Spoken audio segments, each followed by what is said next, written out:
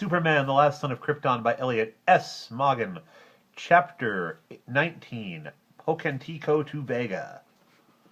Lex Luthor did not sleep the way most people slept. Experience had taught prison officials how unwise it was to allow their star inmate unsupervised access to tools or chemical materials of any kind. The only objects in Luthor's cell after 10 o'clock lights out were a legal pad and a ballpoint pen. This was a foolish precaution, of course.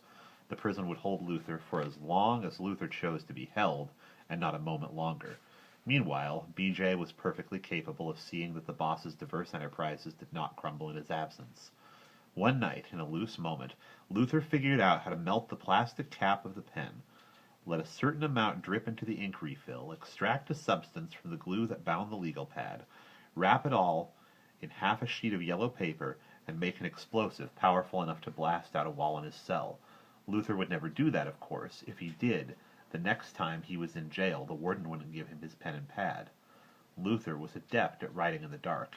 He would sleep for a minute, or an hour or two, or not at all, and as an idea struck him, he would start to scrawl it on a clean sheet of yellow paper. He replaced his pad about twice a week. This was a particularly productive night, for his cold kept him from sleeping. From the position of the full moon that shone through the window opposite his cell, it looked to be about 6:10 in the morning. On the 8th page of a pad that was new when the night fell, Luthor drew by moonlight a sketch for a new kind of barometer whose design was based on the shell configuration of a certain extinct mollusk. Then a shadow fell over the moon. "I need your help, Lex," said a startling, reverberant voice in the shadow. "You." The reaction wasn't clever, but its tone was eloquent enough. "Well, I've cleared it with the warden and the Justice Department," Superman explained. "We can leave immediately, and the next time the parole board meets, your release will be granted retroactively." "What do you want me to do, microbe head? Teach you how to tie a shoe without missing and putting your hand through the floor? This is important." "I know. If your shoe falls off while you're flying faster than sound, it could go into orbit and somebody at the Federal Aviation Administration would have to fill out a form in triplicate. Will you calm down? There are people sleeping." "What's the matter? They're all heinous criminals, bank robbers, jaywalkers, potential Nobel Prize winners." "Hey, do you want to see how a Kryptonian ties a shoe?" "Lex."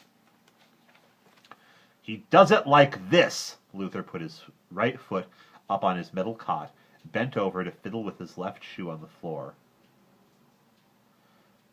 "And what's with the first name? Soup? Soup? May I call you Turkey Noodle?" "I want you to know if you'll accompany me. I want to know if you'll accept my terms." "I've accepted lots of your terms. A term for kidnapping, 6 or 8 for grand larceny, a couple for sabotage of government property." "Don't give me a hard time, Luthor. I want you to help me get the Einstein papers back." "Einstein? Didn't he play Clark Gable's best friend in A Boy Next Door Saves the World? Big picture about a guy that works in a sporting goods store who finds a secret Nazi code camouflaged on sleeping bag warranty labels. You remember it." Luthor sneezed and gave Superman an opening. "All right, I've had it. This is what I want. You go with me to a planet circling Vega, where the document is now, and you help me get it back. For that, you get either a parole or transportation anywhere in the galaxy you feel like settling down. Take it or leave it."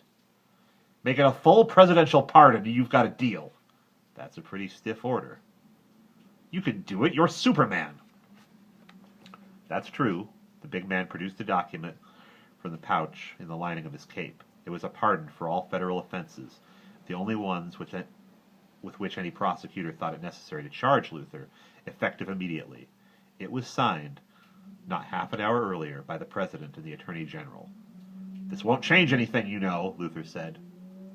Superman said, "I know." And we'll pause there.